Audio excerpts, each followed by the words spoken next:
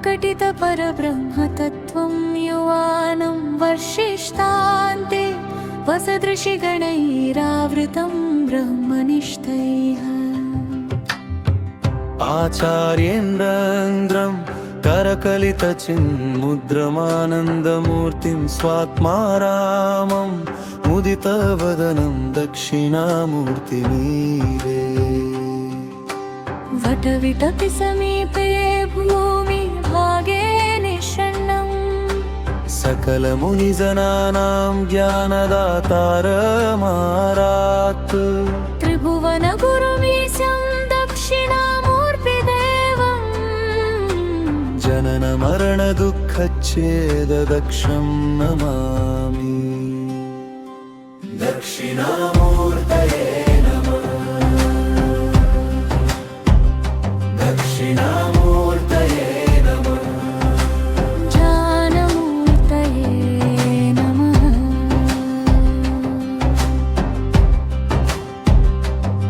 चित्रं वटतरोर्मूले वृद्धः शिष्यगुरुर्युवा।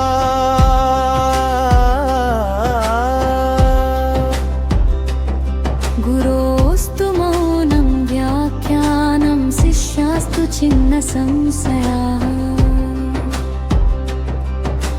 निधये सर्वविद्यानां विषजे भवरोगिणां। गुरवे सर्वलोकानां दक्षिणामूर्तये नमः। दक्षिणामूर्तये नमः। दक्षिणामूर्तये नमः। मौनमूर्तये नमः।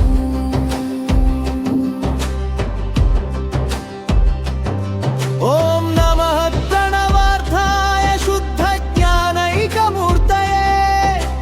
निर्मलाय प्रशान्ताय दक्षिणामूर्तये नमः। चिद्धलये महेशारवटमूलनिवासिने। सच्चिदानन्दरूपाय दक्षिणामूर्तये नमः। ईश्वरो गुरुरात्मेति मूर्तिभेदविभागिने।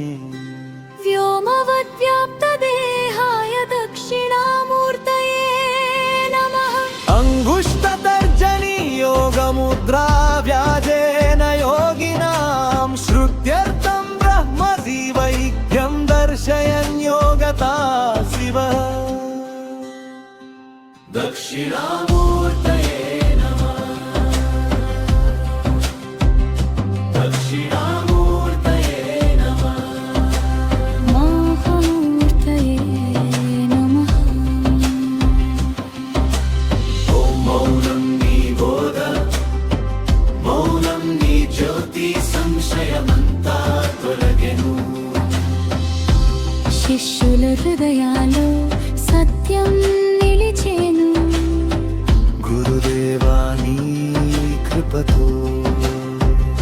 దక్షిణామూర్తయే నమః। దక్షిణామూర్తయే నమః। మానమూర్తయే నమః। దక్షిణామూర్తయే నమః। దక్షిణామూర్తయే నమః। మానమూర్తయే నమః।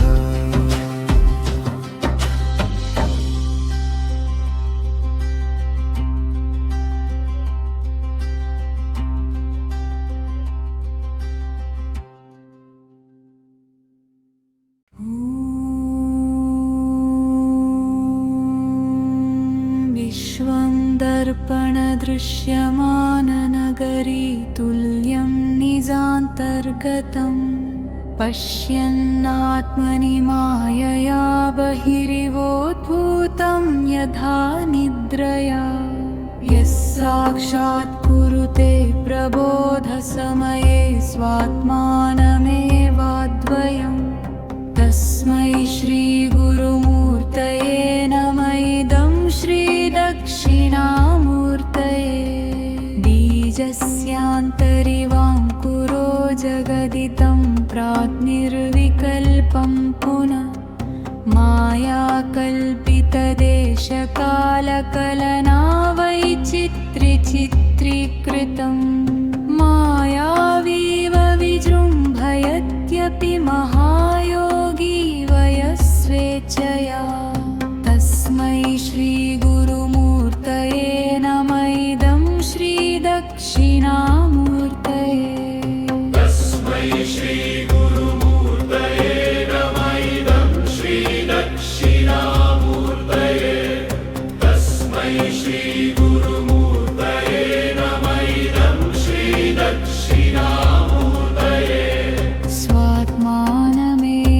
स्वात्मानमेवाद्वयम् तस्मै श्री गुरुमूर्तये नमः इदं श्रीदक्षिणामूर्तये यस्यैव स्फुरणं सदात्मकमसत्कल्पार्थकम् भासते साक्षात् तत्त्वमसीति वेदवचसा यो बोधयत्याश्रिता यः साक्षात्करणाद् भवेन्न पुनरावृत्तिर्भवाम्भोनिधौ तस्मै श्रीगुरुमूर्तये नमः इदं श्रीदक्षिणामूर्तये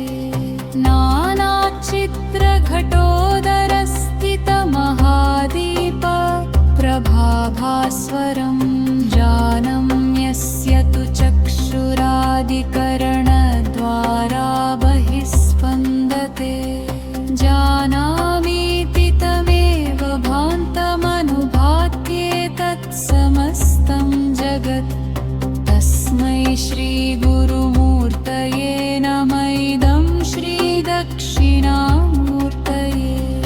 देहं प्राणमपीन्द्रियाण्यपि चलां बुद्धिं च शून्यम् विदस्त्रीबालां गजडोपमास्त्वहमिति भ्रान्ताभृशं वादिदम्